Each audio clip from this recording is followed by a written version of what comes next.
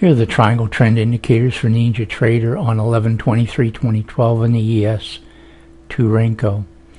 There were some profitable trades today, but rather than put the trade of the day up, I decided to go through the day from beginning to end and just show how I use or how I trade with the triangle trend package of indicators. Now, I'm on the West Coast, and so my trading day starts at 6:30 in the morning. I like to use 24-hour data because that way gaps are avoided, and it takes indicators a little while to settle down after a gap, so I don't like to have a gap in the data. So you can see here early in the morning, long before the market opened on the West Coast, there was a price action trend line right through here, and the equity moved above that trend line. Then over here at 6:30 this morning, when the market opened here in California, you can see the swing cycle was moving down here kind of in a zigzag pattern, and the equity was right up near the top of this linear regression channel right here with this 2 standard deviations on either side of this mean linear regression line. So if we scroll along here, we come to the first trading opportunity of the day, and the swing cycle came down here and then moved up, crossed above the variable band right here, which indicates this is relatively oversold right in here.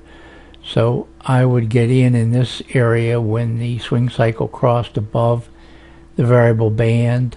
The DMI differential dots turned green in here, and indicator line was moving up. The DIX moved up here, an up triangle formed right here, and the RWO was crossing above its zero line here, and the Bollinger Band differential oscillator midline had been read here, and the indicator line started crossing up through the Bollinger Bands of the Bollinger Band differential oscillator, and of course the indicator is above zero. When it's above zero, that indicates an uptrend, and you can obviously see on the direction of the linear regression channel that indeed this is an uptrend right in through here.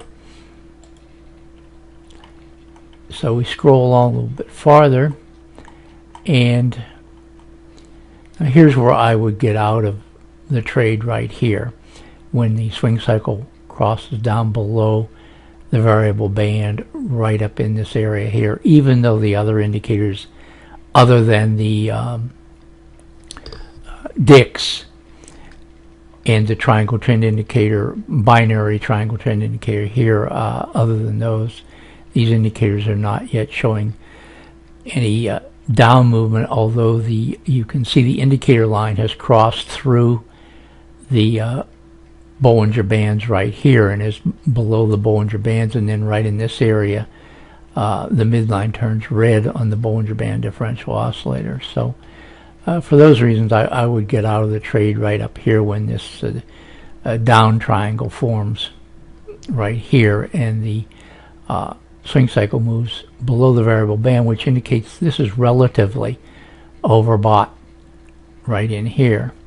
So we scroll along here, and then I would go long again over here when the swing cycle crosses above the Bollinger Band. You've got a squeeze right in here, and the DMI differential dots turn green right here. The DIX is green and moving up.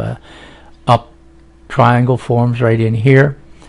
The RWO is crossing above the zero line, and the Bollinger Band differential oscillator indicator line is crossing through the Bollinger Bands right here, all of which indicates a pending uptrend in here. Now I would not have gone short when this went down here and this turned red, because the DMI differential stayed above the zero line, stayed green, even though the dots turned red in here. That just means a downward bias to the equity. It doesn't mean there is a downtrend in here.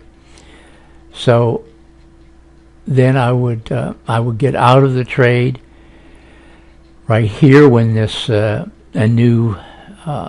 the triangle ended right here, and this binary triangle formed in here, and you can see the Bollinger Band differential oscillator indicator line was crossing through the Bollinger Bands right here, and so this would be the last trade for the day.